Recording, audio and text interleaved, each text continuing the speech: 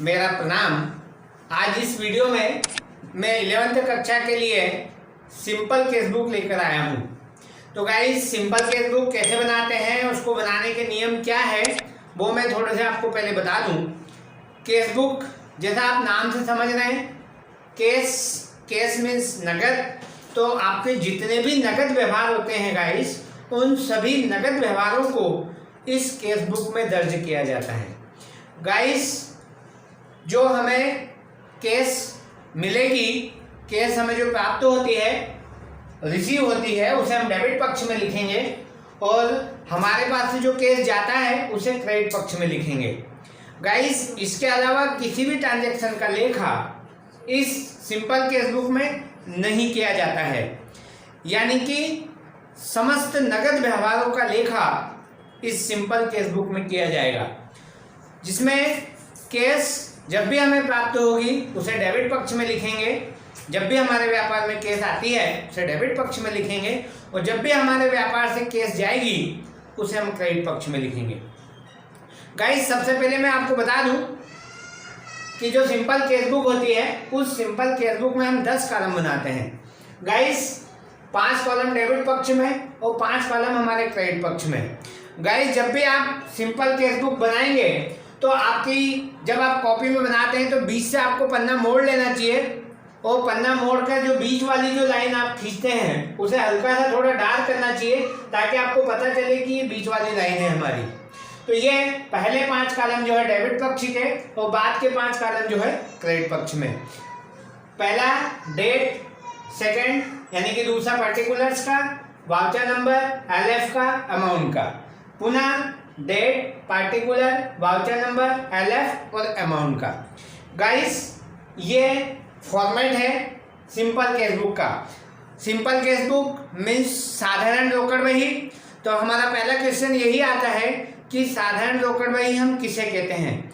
तो ऐसी रोकड़ बही जिसमें रकम के लिए केवल एक ही कॉलम बनाया जाता है उसे साधारण रोकड़ बही कहते हैं।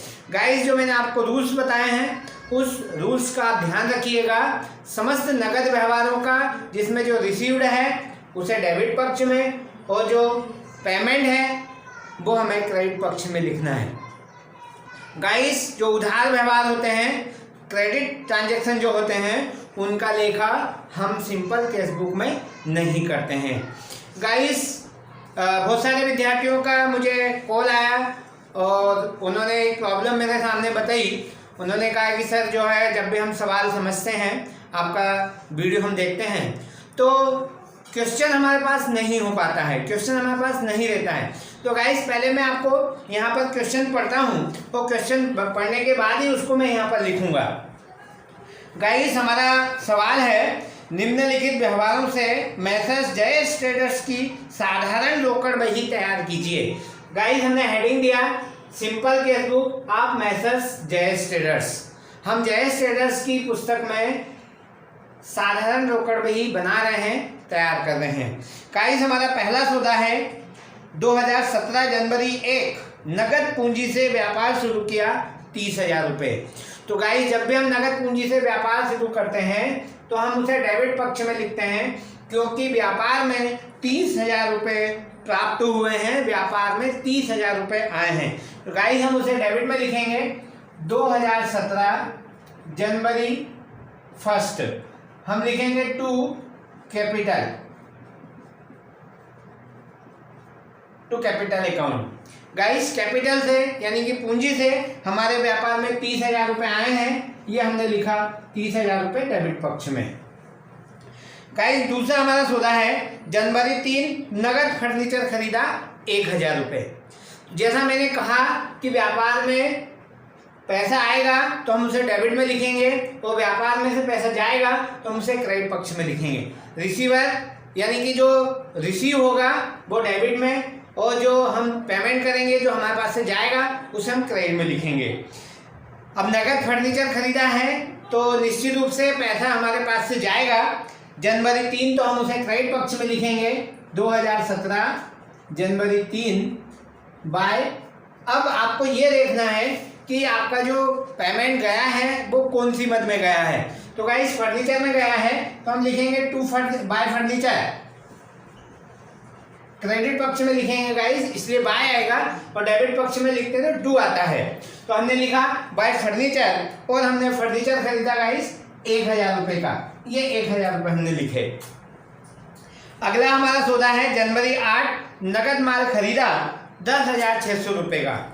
गाइस 8 जनवरी को हमारा सौदा हुआ है, हम इसे भी क्रेडिट पक्ष में लिखेंगे। जनवरी 8, नगद माल खरीदा। गाइस हमने माल खरीदा है, परचेज किया है, तो गाइस हम उसे क्रेडिट पक्ष में लिखेंगे, क्योंकि भुगतान हमारे पास से जाएगा by purchase account. Guys purchase के नाम से लिखा, क्योंकि परचेज हमने किया और हमारे पास से पैसे चले गए। 10,600 रुपये का गाइस ये भुगतान हमने किया। फिर आगे हम चलते हैं। जनवरी 10, नगद माल बेचा 4,400 रुपये का। गाइस 10 जनवरी को नगद माल बेचा है 4,400 रुपये का, तो हम नगद माल बेचते हैं तो हमारे पास कैश आएगा, हम उसे डेबिट पक्ष में लिखेंगे। जनवरी 10 टू सेल्स, माल बेचने से पैसा है। हाँ गाइस एक बात और ध्यान रखिएगा, आप केस बुक बना रहे हैं तो केस बुक में केस नाम आपको नहीं लिखना, केस नाम से आपको पोस्टिंग नहीं करना है, इसका आप जरूर ध्यान रखिएगा। गाइस कितने का, तो 4,400 रुपये का, 4,400 रुपये का नकद माल हमने बेचा है। अगला सौदा है गाइस जनवरी 15, गणेश से प्राप्त हुए 8,000 रुपये, इसे भी आप डेबिट में लिखेंगे। जनवरी 15 टू गणेश, गणेश से हमें प्राप्त हुए तो टू गणेश कर लिखेंगे गाइस हम 8,000 रुपये, ये 8,000 रुपये लिखे हमने। अगला हमारा सौदा है 21 जनवरी शंकर को चुकाए 4,000 रुपये। गाइस ध्यान दीजिएगा, शंकर को चुकाए हैं तो हमारे पास से पैसे गए हैं, हमने भुगतान किया है, तो हमें उसे क्रेडिट पक्ष में लिखना है। जनवरी 21 बाय शंकर, कितने रुपए का गाइस हमने माल खरीदा, तो आपका है 4,000 रुपये का, तो ये 4,000 रुपये गाइस आपने लिखे क्रेडिट पक्ष में। 31 जनवरी कार्यालय में चुकाए। गाइस फिर आपके सामने मैं सौदा पढ़ रहा हूँ। 31 जनवरी कार्यालय में चुकाए 3,750 रुपये। अब आप विचार करिए, आप सोचिए कि हमने कार्यालय में चुकाए हैं तो हमारे पास पैसा आएगा कि जाएगा। बिल्कुल मैं समझ रहा हूँ, आपने बिल्कुल सोच लिया होगा कि हम भुगतान कर रहे हैं तो पैसा हमारे पास से गया है गाइस, तो आपको क्रेडिट पक्ष में लिखना है। 31 जनवरी को, जनवरी 31 बाय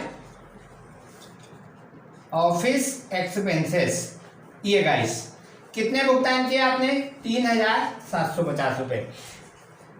गाइस इस तरह से हमारा जो सवाल है वो हम उसको हल कर पा रहे हैं। गाइस अब क्या देखना है कि हम बना रहे हैं केस बुक, तो आप हमेशा ध्यान रखेंगे केस बुक का जो डेबिट बैलेंस है वो हमेशा अधिक आएगा।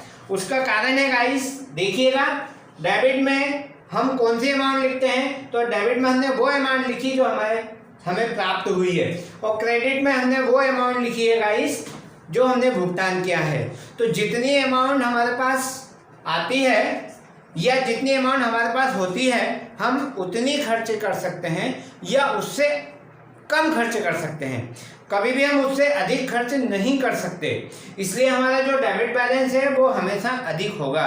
तो गाइस आप टोटल लगाइए। टोटल में आपको सबसे पहले डेबिट पक्ष में ऐसे लाइन खींचना है और आपको डेबिट का टोटल लगाना है। 30 और 4 34 और 8 32, 30 और 4 34 और 8 42, 42,400 रुपये गाइस। अब आपका जो खर्चा हुआ है उसका टोटल लगाएंगे गाइस। तो आप खर्चे का टोटल हम लगा रहे हैं 10 और 11, 4 15 3 18 और 19 350।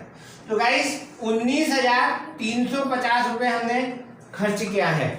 बैलेंस हमेशा महीने की आखिरी तारीख को निकाला जाता है। यहाँ कौन सी तारीख लिखी है आपने लास्ट सौदे में, ये कोई मायने नहीं रखती गाइस। महीने की आखिरी तारीख यानी कि जनवरी 31 आप लिखेंगे बाय बैलेंस CD।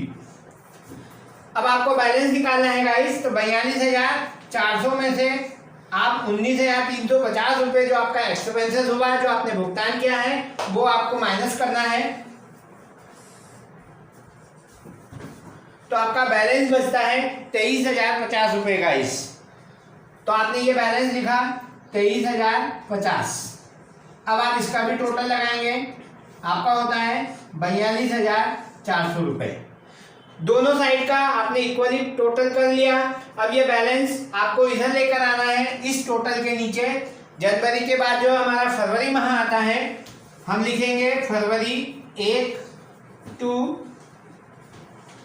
बैलेंस विधि 23,050 रुपये।